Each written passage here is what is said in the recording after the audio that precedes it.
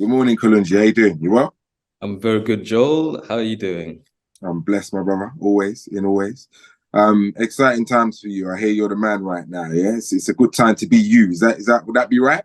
It does feel good to be me, especially this past few months, but it always feels good to be me. I think people should feel good to be themselves. So yeah. Yeah, love that. No, love that, love that. Meetings at the Orange Theatre in Southwest London. Hmm. Your directorial, is it your directorial debut? Am I correct here? Like, It is my tell me all about it, man, because I hear that it's a loaded play. Not the first time it's been done. I think it was first done in 1982. Is that right? That's it.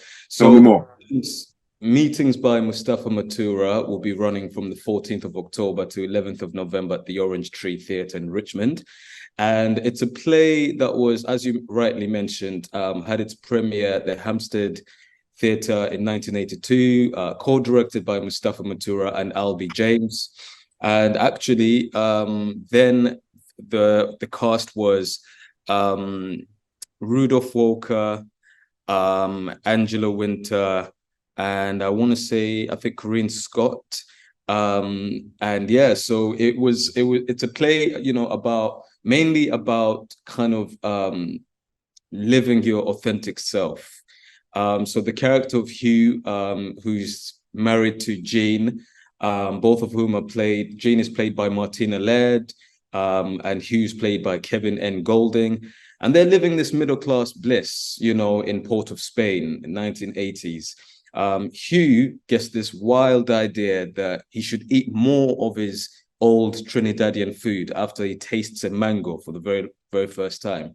And this takes him down this kind of rabbit hole of kind of self-discovery, much to the chagrin of Gene, who's very much into kind of this Western American, commercialized way of living. We're gonna get a little bit more stuck into the storyline of meetings. Tell me a little bit more about yourself, Kalungi, because I understand you came to the UK from Uganda at age 10, fell in love with the arts and have quickly established yourself as one to watch. And when I was doing my research, I could see you've been in some esteemed company over the last few years. It's been not a rapid rise, but an upward trajectory, to say the least.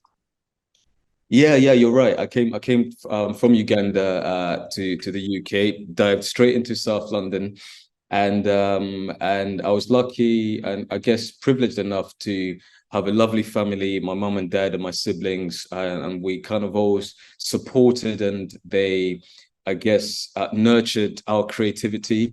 Um, and allowed us to kind of express ourselves creatively, but also academically. So I was able to do, my first professional play when I was 17 at the Lyric Hammersmith. And from then on, I managed to get an agent before going to university and just pursue the acting for a few years, for the past 16 years.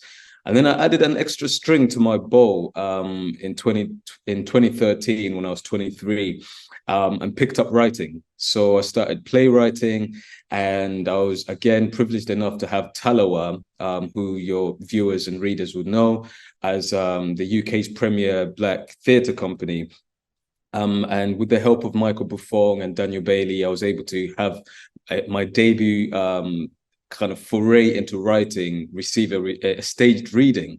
I played My Darling Wife, and it was read by two incredible actors, Ashley Jangaja and Adelayo Adedayo, both of whom are doing incredible things right now, screen and stage. And that again catapulted me into kind of doing more writing.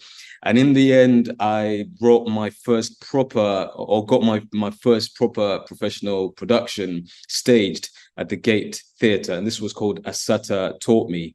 And it was directed by Lynette Linton, and starred Ajwa Ando, obviously from Bridgerton on Netflix, and Kenneth Omole from Netflix's Top Boy. So that was the acting and writing making its way. And then recently, I've, jumped onto the kind of the directing train, so to speak.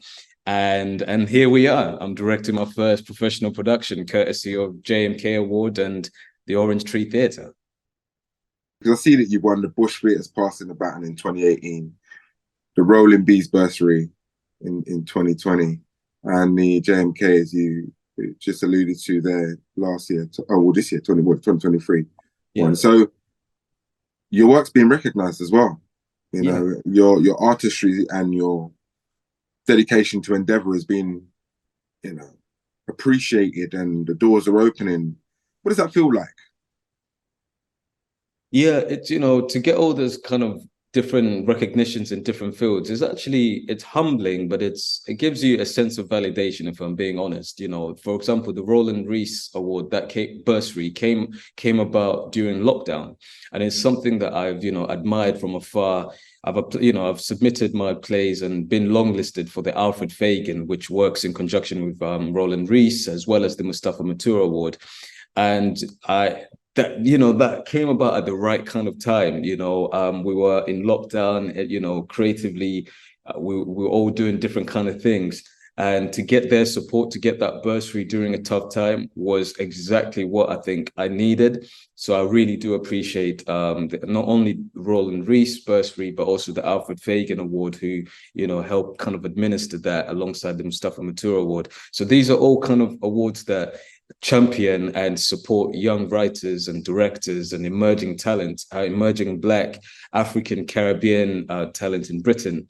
So to answer your question, yeah, it feels great. And again, the Bush Theatre, that was something that came about in about 2018, and it allowed me again to kind of develop a new play. Now the Bush passed on that play, but that play has now been picked up by another company, the Boundless Theatre, in conjunction with Guildhall School of Music and Drama, where I trained as an actor. So it's all moving at the right pace, and it's kind of allowing me to express all my creative ventures and endeavors, as you mentioned. But also it's giving me that kind of support that every creative needs. You do need that financial support, but you need that creative support. And that's what all these kind of awards give when they're given out. Talk about the period before you got here, though. Uganda, young boy, growing up. What was Kalungi like as a youngster with dreams and aspirations? Yeah, you know what? I'm always reminded by, say, family members or even my mom, that I was very kind of lively and into performing. I started off being very much into dancing, entertaining my family members. I was into music. I was into kind of just creative ventures, but I was also academic. So I was I found myself going to really good schools in Uganda. Those kind of tested, academically tested ones, grade tested, and flourishing. And my memory of Uganda, obviously from like, I guess, age 3 or 4, you don't remember anything before then, is those kind of 6 or 7 years. They were lively. I had big family living, living innocently through in a country which was just kind of getting used to having new leadership. We just had a new president, 4 years before I was born. And so it was in the political transition, but you don't feel that as a 10-year-old. You're just enjoying music, enjoying your family, and then enjoying life, really. But I always kind of wanted to also be around my siblings, who are all here in the UK, as well as my mum and dad. So when I got that chance to be able to come here, that made me extra happy, because I was like, I was joining the kind of the family unit. When you look at the country at the moment, there's a lot happening, right? It seems on the cusp of big change. It's felt like that for a minute, just as an outsider looking in. So as somebody with connections, obviously, mother and father, family, what does it look and feel like to you right now? Yeah, right now, I think Uganda has a lot of potential. There is, as you mentioned, from the outside, I guess it can seem challenging, but it's one of those, I guess, challenges that Africans have always been willing to meet head on. For example, people famously say that colonialism was meant to, last forever, and it just got interrupted by, those anti-colonial forces that came in, and all those movements that came in and disrupted these systems. And I think, for a country like Uganda, we're still in the process. I think like a lot like the African countries, we're in the process of still battling these, I guess, neo-colonial forces. But Uganda is a very interesting country in that it's of course we've had one leader for the past more than 30 years, but whenever I go there, there's always this kind of jovial kind of celebration that I feel. Obviously I'm coming at it from growing up here for the majority of my life, but I think we just persevere, and people keep working hard, and they keep the struggle alive, and they never give up. It's a bit like actually the play Meetings. Actually, the character really has this kind of the character of Hugh has this drive to push forward, and he starts kind of looking around his surroundings and thinks, oh, there has to be more to life than this. There has to be more to life than just chasing money and trying to live this kind of Western way of life and going back to basics. And I think that's the vibe that I like to, or the feeling I like to kind of achieve for people coming to see the play, so that they can look at beyond just the Trinidadian setting, but also look into their own kind of circumstances as well.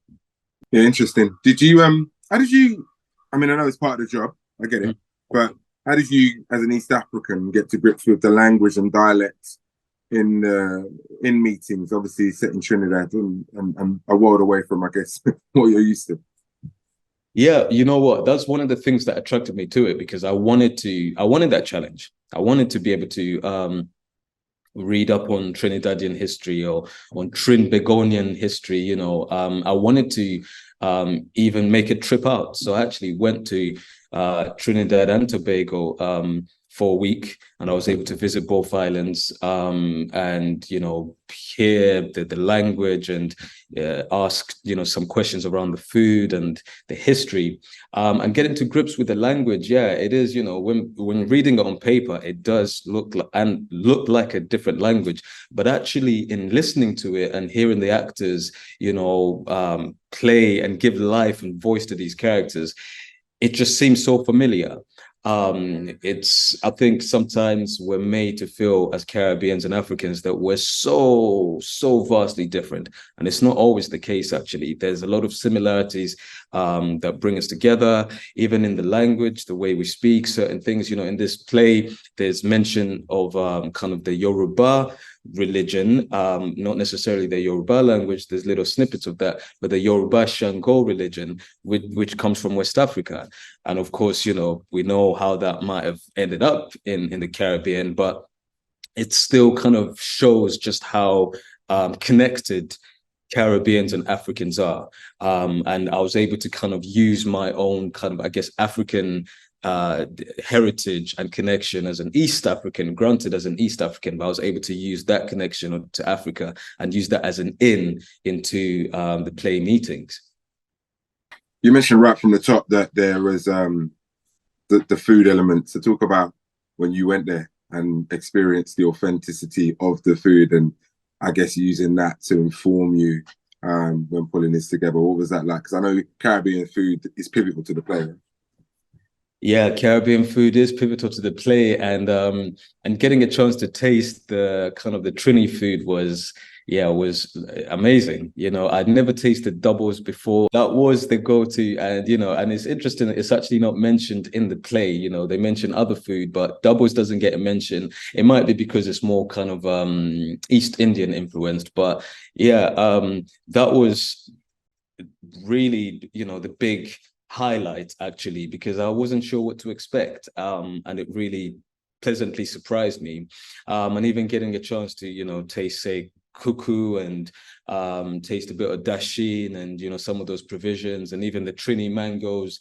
It was, yeah, it was fantastic. I got to kind of get a sense of what the character of Hugh feels like, and it made sense why he would kind of want to reconnect with that, and it's why he brings in this character of Elsa, who's played by Bethan Mary James, and you know, and he wants to reconnect with that because once you taste that food, you want to eat that. Like I was just feeling for it because it was so. Literally, I would wake up early because it's a morning thing, isn't it? So I would wake up early and be trying to search for the doubles person. Where are they? Where are they? And if you miss them, you miss them. You have to wait for next day. But yeah, it's fantastic being in Trinidad and Tobago. Yeah, I fully understand. Are you married? You're a married man? No, I'm No, no. single. Yeah, Yeah. you didn't come back with a wife? No, it's that kind of place. Anyway, we move, my brother. You're an actor, you know, writer, director. If you could only choose one of these disciplines, my brother, what would it be? And I imagine at this stage, you're not 100% bolted down on what that might look like because you're just about to experience your directorial debut, right? So just ticking that box. But the idea that the future maybe just is one area you want to focus on, do you know what that is? Yeah. You know what? That is such a good question, a difficult question to answer. Like, what do I choose? Is it acting, writing, directing? And I think, you know what? There's benefits to all of them, but there's something about writing that really kind of allows me to exercise all these creative juices. You know, I've written a plethora of plays. You know, right now I submitted a play into a couple of awards, but really major award, and it was a play around Uganda, and it's a play, you know, based on a piece of history, piece of kind of historical figure in our country, and in particular our tribe, the Buganda people, and writing that really excited me in a way that maybe I haven't felt in a very long time, maybe since writing A Sutter Taught Me, actually. And it just energizes me, like, you know, to bring in these characters, the research, you know, that an actor might do to realize a character. I do the same thing with the writing and the kind of the visual language or even the visualization of this production. The same thing I do as a director, I do that as a writer. So I think, you know, writing is something that if I'm not able to do writing, that feels like something, like it feels criminal. And it allows me to kind of utilize the other things as well. I can always, you know, find a way to act while I'm writing and direct while I'm writing. Whereas the other things, you know, when you're acting, you know, yeah, one could say you are writing and you are directing, but it's just different. Writing hits different, you know, you're creating the world. You're really creating your future, actually. And that's something I love doing. Kalungi, I really appreciate your time. It's been a pleasure talking to you. Meetings at the Orange Tree Theatre in South London kicks off when? It kicks off at the, as you said, Orange Tree Theatre in Richmond, South London, 14th of October until the 11th of November. Come through. It is going to be a fire of a play. And I'm not just saying it or guessing it because I'm the director, but because it's got an incredible team, incredible creative team, cast, everyone. Just come see it. You know, if you want to see saltfish being fried on stage, come through. If you want to hear incredible stories and incredible acting and laugh, belly laughs, and be moved, come see Meetings by Mustafa Matura at the Orange Tree Theatre in Richmond. Thank you, Joel, and thank you, The Voice, as well. Really appreciate it.